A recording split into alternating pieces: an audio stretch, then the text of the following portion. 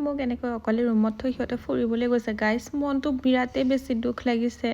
বাৰু ধেমালি কৰিছোঁ মই সন্ধিয়া ঘৰৰ থাপনাখনতে এনেকৈ ধূপ চাকি জ্বলাই সেৱা কৰিলোঁ সিহঁত আচলতে গৈছে হনুমান মন্দিৰ মোক লগ ধৰিছিলে মই আজি যাব নোৱাৰিলোঁ আৰু এইফালে আজি মই ৰাতিলৈ বনাম পোলাও সেইকাৰণে সিহঁত নাহাৰ আগতেই মই গোটেইখিনি কাটি লৈছোঁ আৰু সিহঁতে আহোঁতে মোৰ কাৰণে এয়া মন্দিৰৰ প্ৰসাদ লৈ আহিছে যাব নোৱাৰিলোঁ মনটো বেয়া লাগিছে তথাপিও প্ৰসাদখিনি খাবলৈ পালোঁ আৰু এইফালে আজি মই বনাই আছোঁ ঘুগুনি আপোনালোকে ভাবিছে চাগে ঘুগুনিৰ লগত মানুহেনো পোলাও খায়নে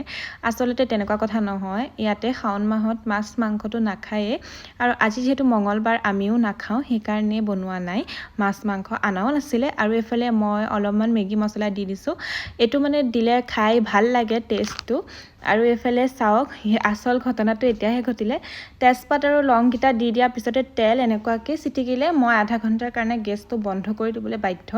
তাৰপিছত পিঁয়াজ গাজৰ এনেকৈ ফ্ৰেঞ্চবিন গোটেইখিনি একেলগে দি দিলোঁ এইখিনি অকণমান ফ্ৰাই কৰি ল'ব লাগিব আৰু মই ভাবিছিলোঁ মিঠা দিম বুলি অকণমান যিহেতু আমাৰ মিঠাটো পোলাওত দিলে বেয়া পায় বাকী কেইজনীয়ে সেইকাৰণে মই মিঠা নিদিলোঁ নিমখ দিয়ে বনাইছোঁ আপোনালোকে ইচ্ছা কৰিলে অকণমান মিঠা দি পেলাইও চাবচোন খাই বিৰাটেই বেছি ভাল লাগে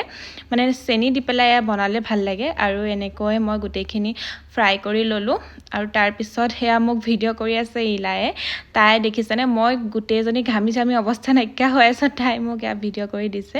আৰু এয়া গোটেইখিনি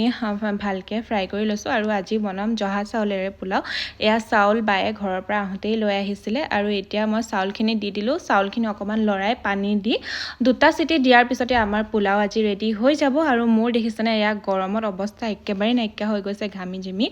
আৰু এয়া আমাৰ হৈ গ'ল চিম্পুলকৈ বনালোঁ আৰু খাবলৈ মইতো ভালেই পাইছোঁ বাৰু বাকী আমাৰ ৰাইজে কি কয় মইতো ভাল পালে নহ'ব মই যিহেতু নিজে বনাইছোঁ মই ভাল হৈছে বুলি ক'লেনো কি হ'ব সেইকাৰণে সিহঁতৰ কমেণ্টটো শুনোৱা হওকচোন সিহঁতেনো কেনেকুৱা পাইছে খাই कैसे बनी अमेजिंग लव इट अच्छा ये है इसके साथ चिकन होती तो और अच्छा होता ना बहुत और जिया बोलो कैसे बनी